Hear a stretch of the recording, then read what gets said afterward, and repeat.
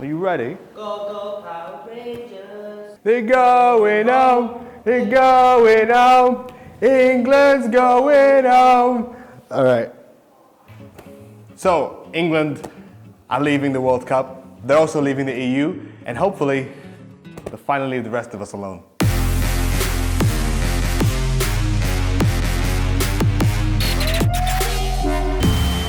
My name is Jamie. I am that confident England are going to win the World Cup. I've been and had this done. God said to Noah, you build it, they will come. Said to me, you get it and they will win. Welcome to the International Football Goblet. This is the second to last episode, dude. This is sad. The World Cup is coming to an end, but the finals are coming up. It's France against Croatia. Woo! What a game though. England started off really strong. The 6-minute opening free kick converted beautifully by Kieran Trippier. It looked like they had it in the bag. The momentum carried them through the first half, and until the 68th minute, they really believed that they were gonna go home with it. And then... Mandzukic, and fired home by Perisic! Croatia scored. And then at 1-1, the game went into extra time. Third consecutive game that Croatia has played in extra time. By the end of it, it looked inevitable that they were gonna score again. And of course they did. Mandzukic! And it was Perisic again who set up the second goal for Croatia. A header that went all the way over the English defense and found beautifully by Mario Mandzukic, who only just had to tap it in. And Croatia were going through to the finals. And I'm going to say it again. Luka Modric has been the hardest working person at this entire World Cup. He has carried his team through and through, made plays, ran tirelessly, 120 minutes of every single game with 3 games straight. In the post-match interview, Modric says that what drove them forward was the lack of respect from the English press. He said they wrote the Croatian team off completely from the beginning until they get tired out by extra time. And well, Croatia proved them wrong. England's going home. Guys, this win is huge for Croatia. This is the first time in history they've made it to the finals. And win or lose against France on Sunday, they're gonna take this home proudly. The English, on the other hand, were devastated. Captain Harry Kane tweeted after the match, "It hurts a lot. It will hurt for a while. We can be proud and we'll be back. Thanks for all your support." The English fans were a little less classy. They got really angry. They started throwing beer at random New Zealand reporters. He's got a very angry England fan coming up to me. It has gone from jubilation. England, all we did was love you. While others were starting street brawls outside pubs all across London. The Metro Police even had to put out this message. Although it's a disappointing result, we are asking people to act responsibly and avoid any criminal behavior. Any acts of vandalism such as damage to vehicles will be thoroughly investigated.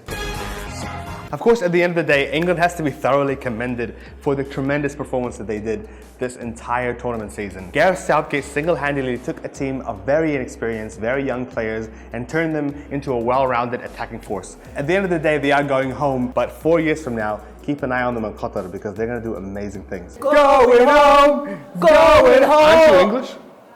I'm Turkish. Of course, the game that I and everybody else was excited about was France versus Belgium. 2 of the best performing teams of this World Cup. In the first half, Belgium was running circles around France. Eden Hazard dominated the left wing. Fellaini loomed over the penalty box. And Chadli kept running from the back to the front like a headless chicken. They had so many missed opportunities in that first half, and France struggled to stay focused. By the time they came back to the second half, there was a change in the water. France were back on full form, attacking relentlessly and breaking down Belgium's midfield. In the end, though, it was Barcelona's centre-back Samuel Umtiti who put France into the final with a brilliantly spotted header in the 51st minute. Mbappe played a selfless game for the most part, but it seems that he's picked up a thing or two from his PSG teammate Neymar. Did you see that dive?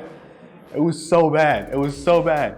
I don't know how the ref didn't see it. He eventually did pick up a yellow card for some of the best time wasting and trolling I have ever seen. Masterful. Really, truly masterful. But speaking of Neymar, something interesting has happened on the internet over the last few days. Have you heard about the Neymar challenge? You saw the Neymar challenge? Neymar! So all over the internet, people have started imitating Neymar on the football field, at home, in their gardens, and posting them up online.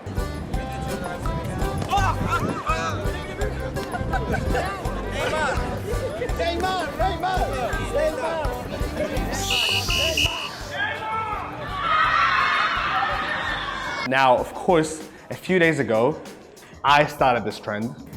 Hey, what's up?